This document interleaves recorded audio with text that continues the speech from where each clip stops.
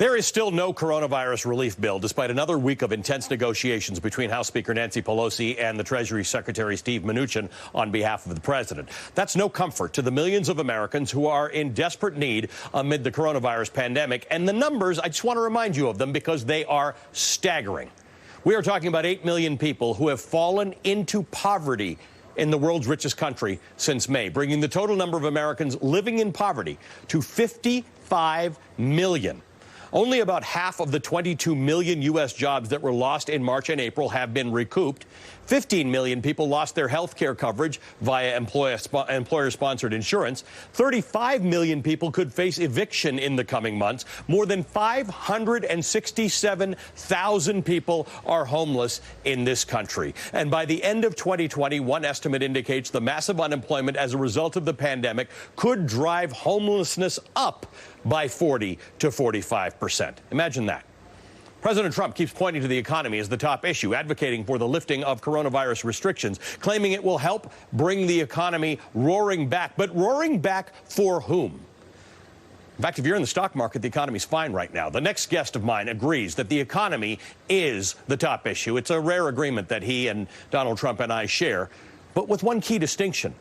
My next guest looks at the economy through the lens of morality and justice and faith, specifically who's hurting, who's being left behind. And according to the latest numbers we just went through, the economy is not working for millions of Americans right now. Joining me now is the Reverend Dr. William Barber. He is the co-chairman of the Poor People's Campaign. He is a man of the cloth, but he is actually one of my favorite economics guests because, Reverend Barber, you see your calling, you see faith, you see religion, and you see this country and politics as something that is unjust if people cannot economically share, if they cannot prosper, if they cannot have food on their table or a roof over their heads. And that problem that you are trying to contend with is not being dealt with right now. Well, exactly right. You know, I grew up in poverty in one of the poorest congressional districts in this country.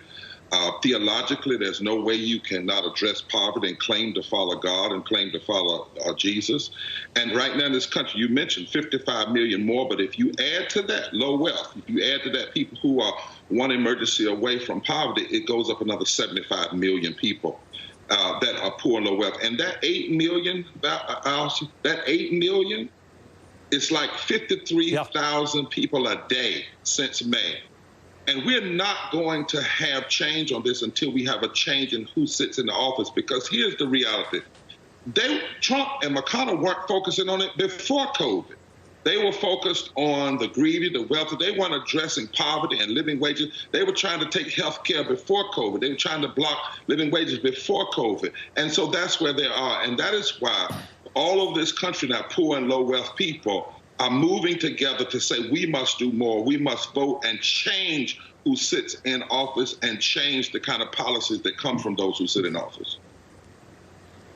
You just mentioned minimum wage. I'd like to ask my control room to put up a graphic that we have of minimum wage. Right now, the federal minimum wage in this country is $7.25. Many states have a minimum wage that is higher than that, but there are people in this country earning $7.25 an hour if they have a job. That'll get you $15,000 a year.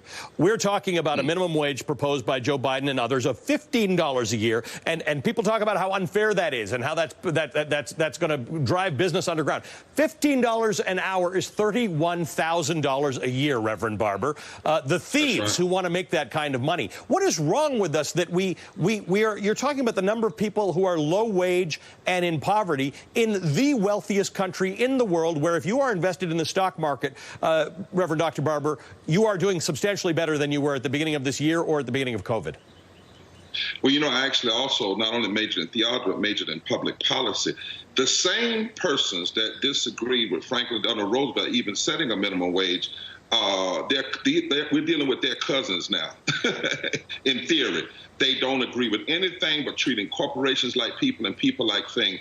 It actually should be higher than 15 if it had been indexed based on inflation. But $15 an hour, a union would do two things. Yes. Number one, it would bring 49 million people out of poverty and low wealth.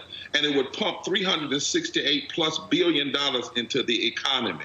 Something is very wrong. It's economically insane not to be dealing with poverty and making sure people have health care But Allie, go ahead, let me flip this over. One of the things we're doing, the Poor People's Campaign now, we've reached out to over 2 million poor and low-wealth people who were infrequent voters in 10 states because we found out that in those states, if poor and low-wealth voters just voted from 1 to 19% higher, they could fundamentally change the electorate. And we know that extremist Republicans, particularly, they have used voter suppression because they are scared. They're scared. They know if poor, low-income, black and white and Latino people come together, it changes the whole electorate. You talked about South Carolina a minute ago. Do you realize that the margin of victory in South Carolina was only 300,000 for Trump? 580,000 low-income voters didn't vote. In Texas, it was only 810,000, but over 2.9 million poor and low-income voters didn't vote. In North Carolina, the margin of victory was only 170,000.